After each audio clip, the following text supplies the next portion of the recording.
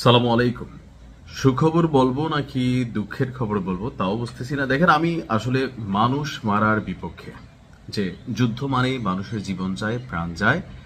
আর এই যুদ্ধের খেলায় আহ, যারা আসলে বিজয়ী হয় বা যারা এই জয়কে উপলব্ধি করে, তারা যুদ্ধের সাথে কানেক্টেড কোনো ব্যক্তিবর্গই থাকে না। যেমন ধরেন, এই মুহূর্তে যে ইরান, ইসরায়েল, যুক্তরাষ্ট্র লড়াই করছে, তো যুক্তরাষ্ট্রের প্রেসিডেন্ট তিনি যে মজাটা পাচ্ছেন, তিনি কি আসলে সরাসরি কোনো যুদ্ধে যাচ্ছে, তার পরিবার কেউ যুদ্ধে যাচ্ছে?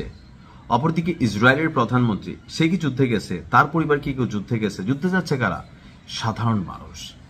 আর তাদের এই আক্রোশের শিকার যখন আপনার দেখা গেল যে ইরানের সাধারণ জনগণ হচ্ছে, শিশুরা হচ্ছে, স্কুলের শিক্ষার্থীরা হচ্ছে, তো স্বাভাবিকভাবে একটু তো প্রশ্ন ওঠে যে মানে এই যুদ্ধগুলোতে আসলে কি আসে যায়।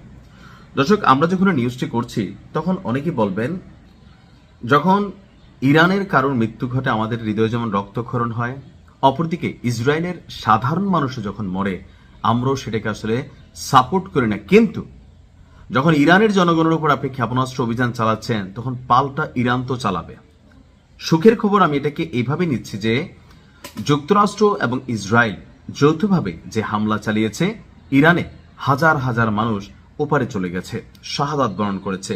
বাট ইরান কি আসলে এদেরকে কাঁদাইতে পারে নাই?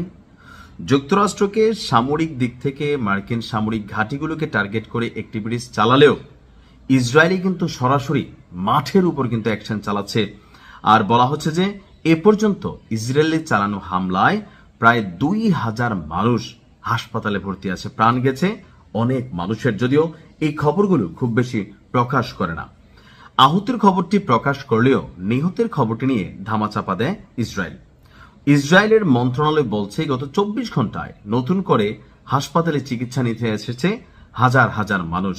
এদের মধ্যে 9 জনের অবস্থা এখনো আশঙ্কাজনক, 42 জনের অবস্থা মাঝারি ধরনের গুরুতর, এবং বাকি যারা আছে তাদের আঘাতের পরিমাণটা হচ্ছে সামান্য। তো যতদূর আমরা বুঝছি, যতদূর আমার কাছে মনে হচ্ছে যে ইরান এই যুদ্ধে যথেষ্ট সফলতার দাবিদার রাখে। কারণ এখানে পরাশক্তিগুলো খুব স্ট্রং, যাদের বিরুদ্ধে লড়াইটা হচ্ছে।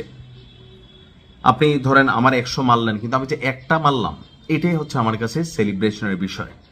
মানুষ যে দেশেরই মারা যাক, উল্লাস উচ্ছ্বাস করার পক্ষে আমি না, কিন্তু যখন আমার দেশের মানুষ মরে, আমার ভাইরা মরে, এটা নিয়ে পশ্চিমারা বলে এরা সন্ত্রাসী, তো এদের দেশের ভিতরে যখন অভিযান চালানো হয়, তারাও তো আমাদের কাছে একই ক্যাটাগরির, তাই না?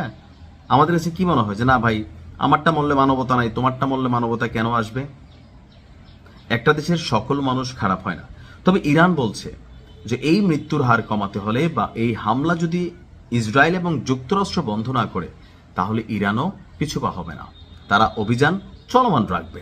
এমনকি এতে যে কোনো পরিস্থিতি আসুক, তারা থামবে না। তবে এর মাঝখানে ডোনাল্ড ট্রাম্প একটু গুজব ছড়াচ্ছে, একটা ন্যারেটিভ তৈরির চেষ্টা চালাচ্ছে পশ্চিমা গণমাধ্যমগুলো, কি যে ইরান আত্মসমর্পণ করে ফেলতেছে, নতুন যারা ক্ষমতায় আসতে যাচ্ছে তারা ইরানের সাথে সেটেল দিয়ে ফেলতেছে, ট্রাম্পের কাছে অনুমতি নিচ্ছে, নানান ধরনের বক্তব্য।